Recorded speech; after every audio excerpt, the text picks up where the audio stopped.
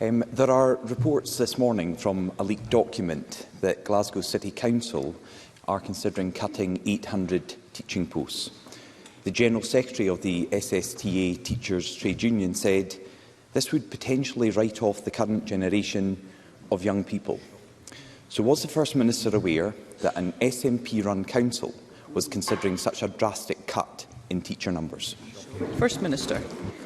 Firstly, Presiding Officer, this of course is that time of year when we get lots of reports about savings options that different councils are considering, and opposition parties quite understandably make hay with that, but very often these proposals do not proceed. And I think the official report of this Parliament will be littered with examples of what I've just spoken about.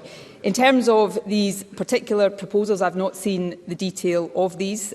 Councils, of course, are autonomous in their areas of responsibility, something that parties across this chamber often call on the Scottish Government to respect. But as my record shows, and indeed as my government's funding to councils demonstrates, I am in favour of more teachers, not fewer teachers. Douglas Ross. Well, the First Minister's record is 900 fewer teachers in Scotland, so I'm not sure how her rhetoric matches her record. And she's saying, I'm standing here making hay. No, I'm not. I'm deeply worried that one of the biggest councils in Scotland is considering 800 teachers being lost. If Glasgow City Council went ahead with that, it would reduce school staff by 15%. 1 in 7 teachers in Glasgow would be lost. And we've heard reports that SNP-run East Ayrshire Council is also considering cutting teachers.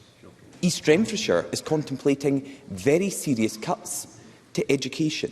This is what happens when the SNP don't properly fund councils. It wastes taxpayers' money on ferries that don't float and other pet projects instead of providing Scottish education and Scottish schools with the support they need.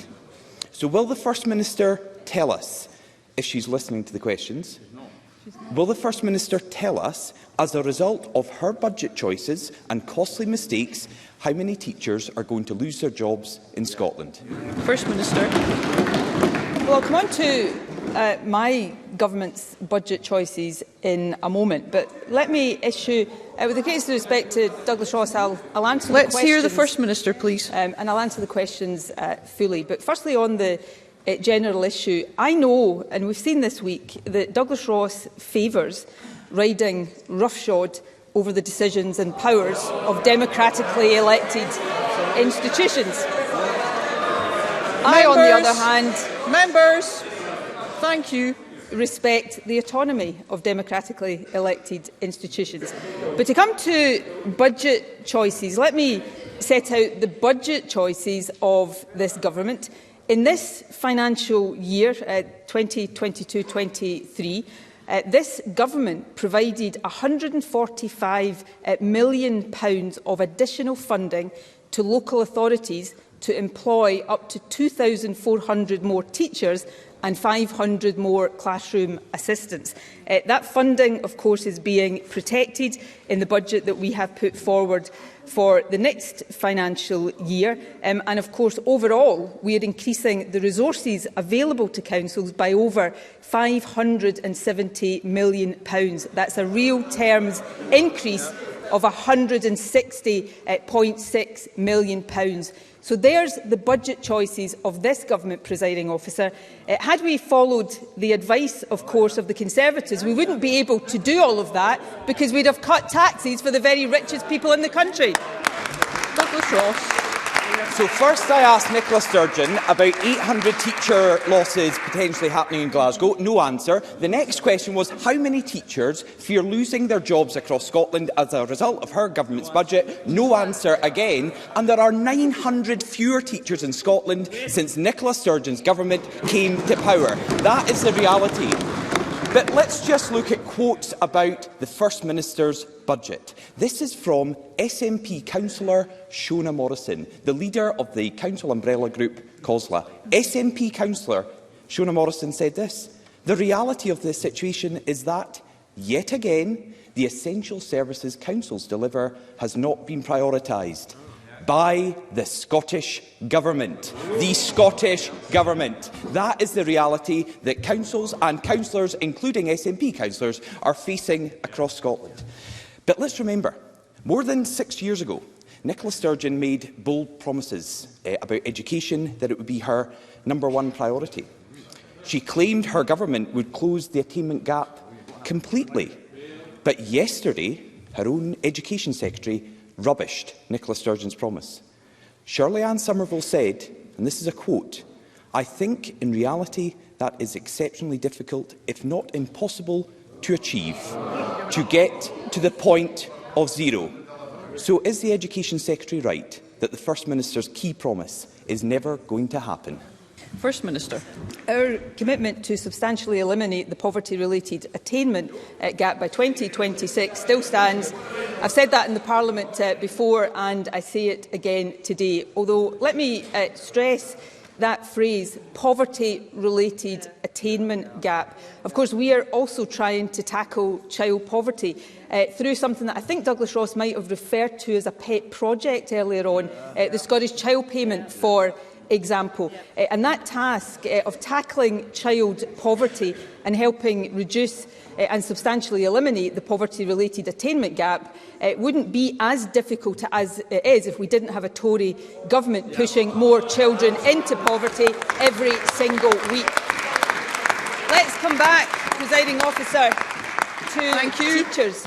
The number of primary teachers in our schools is amongst the highest today than at any time since I was at primary school.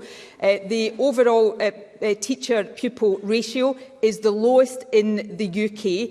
And in Scotland, right now, there are 7,573 teachers per 100,000 pupils.